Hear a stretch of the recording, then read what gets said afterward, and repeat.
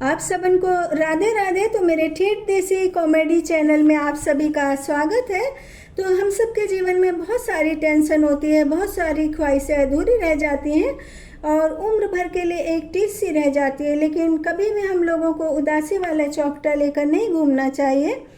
एक बहुत ही बेहतरीन कॉमेडियन थे, आंखों को लुकचुक करके ट्यूबलाइट जला देते थे और बम भी उनके इतना कंट्रोल में था कि प्यार से परमिशन लेकर फिर फूटता था।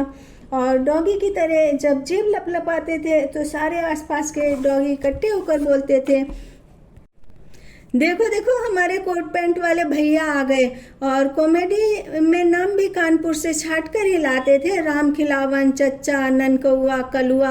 और अपने दोनों कंधे पर चेहरे को रखकर कॉमेडी करने का गजब हुनर था। और माइकवा भी इधर उधर लेकर जब भागते थे तो टेंट वाले भी पीछे पीछे भागने लगते थे कि कहीं माइक लेकर ना भाग जाए। और कॉमेडी करने का हुनर भी ऊपर वाला किसी किसी को देता है। तो अब तक तो शायद आप लोग समझ ही गए होंगे कि मैं दिवंगत राजू श्रीवास्तव जी की कॉमेडी की बात कर रही थी। लेकिन कुछ लोगों की पर्सनालिटी ऐसी होती है कि देख करके एकदम ऐसा लगता है जैसे कि हिटलर मैडम। और कहीं से कहीं तक ये नहीं लगता कि अपनी बिंदास हंसी के रिमोट कंट्रोल से इतने बड़े कॉमेडी शो को कंट्रोल कर लेंगी। एक तरफ कॉमेडी नाइट के स्टार, कॉमेडी नाइट में आने वाले स्पेशल गेस्ट और पब्लिक, और एक तरफ एक नारी सब पर भारी अर्थात मैडम अर्चना पूरण सिंह जी।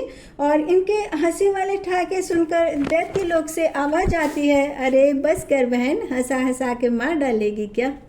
और इनकी हंसी से लगता है जैसे फ्लाइट रनवे पर होती है ना, और तेजी से धड़ धड़ करके आसमान पर जाती है। और फिर आसमान पे जाने के बाद ना प्लेन जब चलने लगती है आसमान पे तो लगता है कि वो केकूजी मोड पर आ जाती है। तो अर्चना पूरण सिंह का जन्म 26 सितंबर 1962 को देहरादून में हुआ था। और इनके पिता जज थे। 1980 के दशक में मॉडलिंग और एक्टिंग से सफ़र की इन्होंने शुरुआत की थी और इन्होंने कई फिल्मों में काम किया था, जैसे राजा हिंदुस्तानी में करिश्मा कपूर की स्टेप मदर बनी थी। और पर्सनालिटी और वेशभूषा एकदम वेस्टर्न थी, लेकिन एकदम शुद्ध हिंदी में इंग्लिश बोलकर करिश्मा कपूर को टॉर्चर करने का रोल बहुत ही उम्दा तरीके से निभाया। लेकिन इनकी असली पहचान फिल्म कुछ कुछ होता है कि मिस ब्रिगेजा के किरदार से मिली। और मिस ब्रिगेजा के लिए अनुपम खेर जी की आंखों का तंदूर बन जाना, नाक की खुशबू, मृग मरीची और आईब्रो को तो समझ ही नहीं आता था कि कहाँ जाए, क्योंकि ऊपर वाला माला तो एकदम खाली था। अनुपम खेर सर जी के सिर को भगवान ने क्रिकेट के मैदान की तरह एकदम नीट एंड क्लीन करके भेजा है, जैसे कि ये एकदम ही परमानेंट क्रिकेट का मैदान बनने वाला है। एवं फिल्म कुछ कुछ होता है में काजोल एवं शाहरुख खान को कुछ कुछ होने में 3 घंटे लग जाते हैं, सारी पिक्चर भी खत्म हो जाती है। लेकिन मिस ब्रिगेजा बनी अर्चना पूरण सिंह जी की अनुपम अदा एवं अनुपम खेर सर जी के अद्भुत भाव भंगिमा बना करके, बॉडी का रोल गोल बना करके मिस ब्रिगेंजा को देखना, लड़कियों की तरह शर्माना और मिस ब्रिगेंजा के सपनों में खोए रहना, कुछ कुछ होता है पिक्चर के सीरियस मोड पर जाते ही दर्शकों के हाथों से टिश्यू लेकर हाथों में कोलगेट दे देते थे। और बहुत ही टेस्टी स्पाइसी कैच मसाले का फ्लेवर दिया गया था इस पिक्चर में मिस ब्रिगेजा और अनुपम खेर सर जी ने। तो जब मेरी शादी हुई थी उस समय भी ब्यूटी पार्लर का बहुत ज़्यादा क्रेज़ था। तो मेरी फ्रेंड्स ने कहा कि तू मेकअप सेकअप तो कुछ करेगी नहीं, तो ऐसा करके तू थ्रेडिंग ही करवा ले तो थोड़ा अलग सा लुक आ जाएगा। तो मैंने कहा कि आईब्रो की तरफ से तो मैं वैसे ही एकदम गंजी हूँ, 2-4 बाल हैं और वो भी थ्रेडिंग से एकदम सपाट हो जाएंगे, कहीं मेरा दूल्हा मुझे छोड़कर ना भाग जाए कि कहे कि मेरी बीवी तो आईब्रो की तरफ से एकदम ही टकली है। तो मेरे पति की आईब्रो ऐसी है जैसे नथुलाल की मूँछ है, और मूँछ ऐसी है जैसे मुंगेरी लाल की तरह। तो अर्चना पूरण सिंह जी की पर्सनालिटी, उनका ड्रेस सेंस देखकर बिल्कुल ही नहीं लगता कि फुल स्पीड में हंसती हैं। और हंसते हुए इनके वी शेप के आईब्रो, जुगनू की तरह जलबुझ करती आंखें और तीर कमान से मुखमंडल की आभा देख करके इनके पति भी शॉक्ड हो गए होंगे कि इनकी हिटलर वाली पर्सनालिटी देख करके कैसे प्रपोज करूं।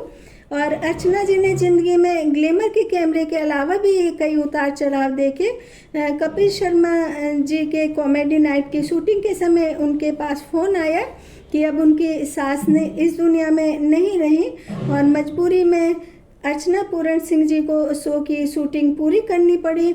और एक पर्सनल लाइफ और एक सोशल लाइफ में बहुत फ़र्क होता है। हम चाहे लाख कष्टों में रहें, उदास रहें, लेकिन समाज में लोगों के सामने हंसते मुस्कुराते हुए एक्टिव रहना ही बहुत ज़्यादा ज़रूरी होता है।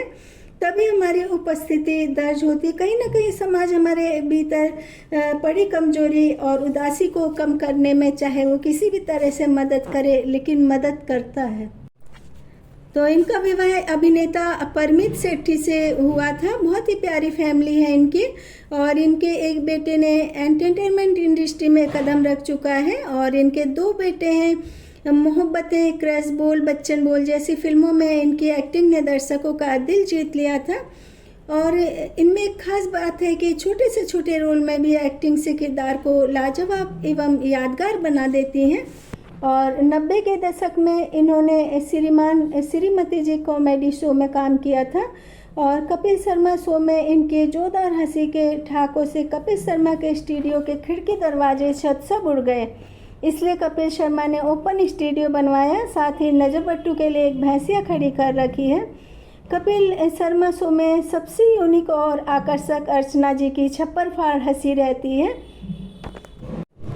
इनकी छप्पर फाड़ हंसी को देखने के लिए और इनको पास से देखने के लिए ना विदेशों से भी लोग आते हैं। इनके बहुत सारे फ़ैन हैं और इंस्टाग्राम पर भी इनके बहुत सारे फॉलोवर हैं और रियल लाइफ में भी एक अच्छी बहू है, पत्नी है और आदर्श माँ है। और 1982 में निकाय फिल्म से इन्होंने अपने कैरियर की शुरुआत की थी।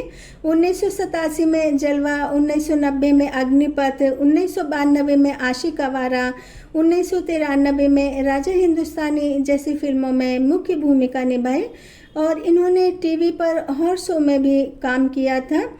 और इनको देखकर लगता है कि ऊपर वाले ने सर और मैडम की जोड़ी फुर्सत से बनाई होगी। समझ ही नहीं आता कौन परमीत सेठी सर हैं और कौन अर्चना मैडम है। और कई बार तो चेकआउट करते वक्त मुझे ऐसा लगता है कि गेस्ट हाउस वाले भी सकते में आ जाते होंगे कि वही तेरी आंखों की रोशनी इतनी तेज हो गई कि एक साथ 2 इंसान दिखाई दे रहे हैं, क्योंकि ये दोनों बिल्कुल पर्सनालिटी वाइज और लुक वाइज भी एक जैसी लगते हैं। और वैसे इनके पति ने ज़्यादातर फिल्मों में खलनायक के रोल प्ले किए हैं और ना मुझे तो मेरे पति भी ना रियल लाइफ में खलनायक से ही लगते, खड़ूस कहीं के। और मैं तो कभी सपने में भी नहीं सोच सकती थी कि विलेन जैसा पति मिलेगा। और शादी के बाद जब मैं पहली बार अपने मायके गई थी ना, तो मैंने अपनी फ्रेंड से पूछा कि तू मुझे ये बता कि स्कूटर पर कैसे बैठते हैं। तो उसने मुझे बताया कि स्कूटर पर तिरछे होकर के बैठते, क्योंकि वो अपने भाई और पापा के साथ स्कूटर पर जाती थी। तो जब मैं गाजियाबाद आई और अपने पति के साथ गई तो स्कूटर पर तिरछे होकर बैठ गई और मेरे पति का खटारा टूटा, बिना स्टेपनी वाला स्कूटर। तो मेरे हस्बैंड ने एकदम से ब्रेक मार दिया और सोचा मैं हीरोइन की तरह जाकर उनके कंधे में गिरूंगी धड़ाम से। अब मुझे कुछ समझ ही नहीं आया कि अचानक से क्या हो गया और मैं कब जाके रेत के टीले में धंस गई। मेरे हस्बैंड स्कूटर दूर तक ले गए, फिर पीछे आए, फिर देखा कि मैं रेत के टीले में स्टैचू बनी हूँ। तो फिर दूसरे दिन सबसे पहले मेरे खलनायक पति ने स्कूटर में स्टेपनी लगवाई। वैसे स्कूटर पे घूमना भी ना किसी BMW गाड़ी में घूमने से कम नहीं लगता। तो आप यूं ही हंसते रहिए, हंस हंस के अपने घर के सोफे कुर्सियाँ तोड़ते रहिए और हंसते हंसते मेरे वीडियो को लाइक सब्सक्राइब ज़रूर से कीजिए।